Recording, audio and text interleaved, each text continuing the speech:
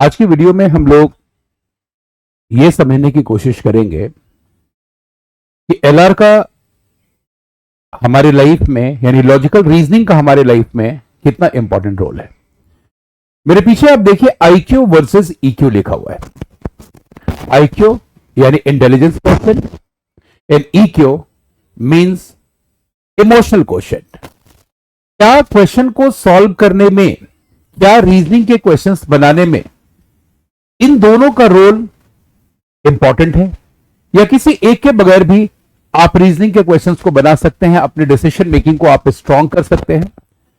इसके लिए हमें समझना होगा, सपोज कीजिए कि एक इंसान के पास 140 का आईक्यू है, एक इंसान के पास 140 का आईक्यू है, इंटेलिजेंस क्वोशिएंट है, लेकिन उसके पास इमोशन क्वोशिएंट जो है वो थोड़ा कम है। तो क्या ऐसी हालत में उसके डिसीजन मेकिंग कभी भी स्ट्रांग हो सकता है? क्या वो लॉजिकल प्रॉब्लम को आसानी से सॉल्व कर पाएगा? और इसके लिए सबसे पहली चीज जो होगी वो ये होगा कि आईक्यू और ईक्यू के बीच में सामंजस्य स्थापित करना। अगर ये दोनों चीजें बैलेंस्ड अगर होती है किसी के पास, तो आप चीजों को बायस्ड हुए बिना आप बहुत आसानी से क्वेश्चन को पिक कर पाते हो और अपने क्वेश्चंस को आप बना पाते हो।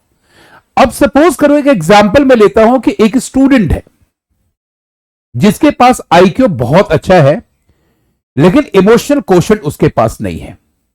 रादर देन एक दूसरे कैंडिडेट के पास आईक्यू और ईक्यू का बैलेंस्ड है, यानी वो इंटेलिजेंस क्वोशिएंट भी बहुत अच्छे तरीके से चीजों को समझ पाता है, एनालाइज कर पाता है और इमोशनली वो चीजों को कनेक्ट कर पाता है चीजों में। तो ऐसे केस में जिसके पास ये दोनों के बैलेंस्ड होंगे वो डिसीजन मेकिंग उसकी स्ट्रांग होगी और वो आराम से चीजों को एनालाइज कर पाएगा, प्रॉब्लम को अपने सॉल्व कर पाएगा। तो आप सबसे पहले इसको आपको समझना है कि आईक्यू का एलआर के साथ में क्या लेना देना है। आईक्यू का एलआर के साथ में क्या लेना देना है, यह समझना है। और इसके लिए अगर ये चीजें आप बैलेंस करके चलते हो, इंटेलिजेंस क्वोशिएंट को और लॉजिकल रीजनिंग को, तो आप अपने प्रॉब्लम को बहुत जल्दी आप एनालाइज कर पाओगे। आप बहुत जल्दी क्वेश्चन क्या है उस क्वेश्चन को आप समझ पाओगे। और उसके लिए आपको मैं एक एग्जाम्पल के थ्रू समझाना चाहता हूं। जैसे देखिए, ये एक सीरीज का क्वेश्चन है।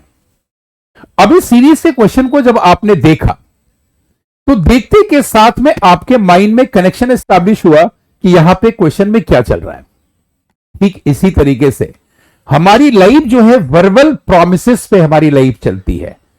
शायद हो सकता है कि जब हम लोग बात कर रहे हो तो आप मेरी बात को कनेक्ट भी कर पा रहे हो, मुझे सुन भी पा रहे हो, लेकिन एट द सेम टाइम आपके माइंड में क्वेश्चंस भी आपके चल रहा है कि यहां पर ये डिफरेंस करें यहां पे, जबकि आप मुझे सुन रहे हो, लेकिन आपका माइंड पूरी तरह से क्वेश्चन पे अभी केंद्रित है। आप पूरी तरह से यहां पे फोकस्ड हो और इसको आपने इमीडिएटली आपने इसमें देखा कि भाई इसमें पहले 4 का डिफरेंस है, फिर 6 का डिफरेंस है, फिर यहां पर 8 का डिफरेंस है, आगे 10 का डिफरेंस होगा और 20 में 10 प्लस करेंगे तो 30 हो जाएगा।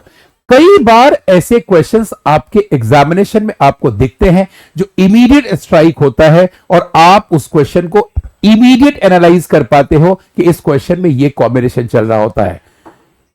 इसके बावजूद कभी कभी एक साधारण सा दिखने वाला क्वेश्चन भी कई बार आप लोगों के लिए प्रॉब्लमेटिक हो जाता है। और एक कहावत आपने सुनी होगी कि कभी किसी को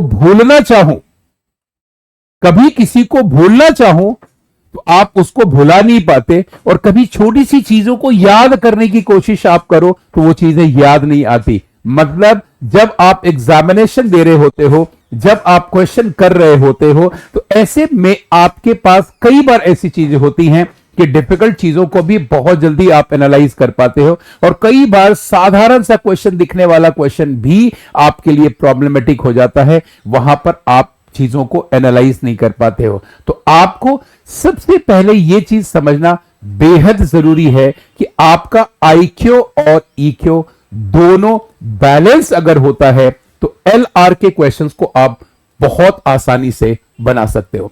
अब ये कनेक्शन बैलेंसिंग आपको करनी पड़ेगी आईक्यू और ईक्यू में।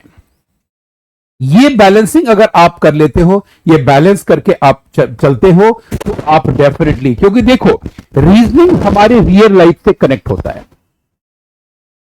ये एक तरह का साइकोलॉजी है, आपको ये बात समझनी पड़ेगी, ये एक तरह का साइकोलॉजी है।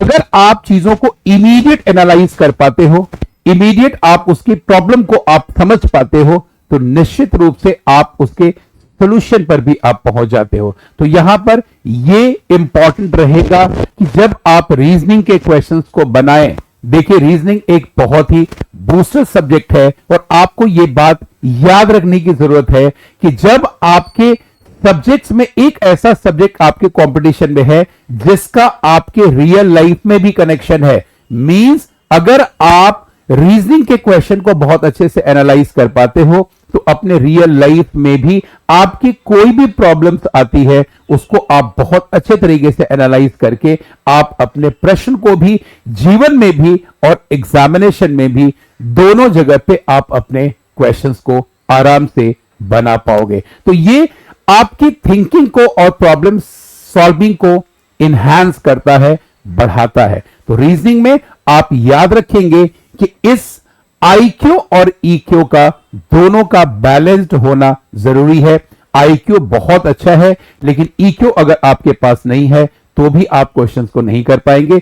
आप बहुत ज्यादा इमोशनल हैं लेकिन आपके पास इंटेलिजेंस नहीं है तो भी आप क्वेश्चन को नहीं कर पाएंगे। इसलिए इस सब्जेक्ट को जनरल इंटेलिजेंस कहा जाता है। और यहां पर कंपटीशन के लिए, आपके एग्जाम्स के लिए मैं 2 लाइन आप लोगों के लिए कहना चाहूंगा कि राह देखेंगे तेरी जमाने लग जाए, राह देखेंगे तेरी जमाने लग जाए, जमाने लग जाए, जमाने लग जाए, या तो आ जाए तू, या तो आ जाए तू, या हम ही ठिकाने लग जाएं। यानी आप जिंदगी में याद रखेंगे कि किसी भी चीज को पाने के लिए उतनी शिद्दत तक जाना होता है, उतनी मेहनत करनी पड़ती है, और जब आप मेहनत करेंगे तो निश्चित रूप से आपको सफलता मिलेगी।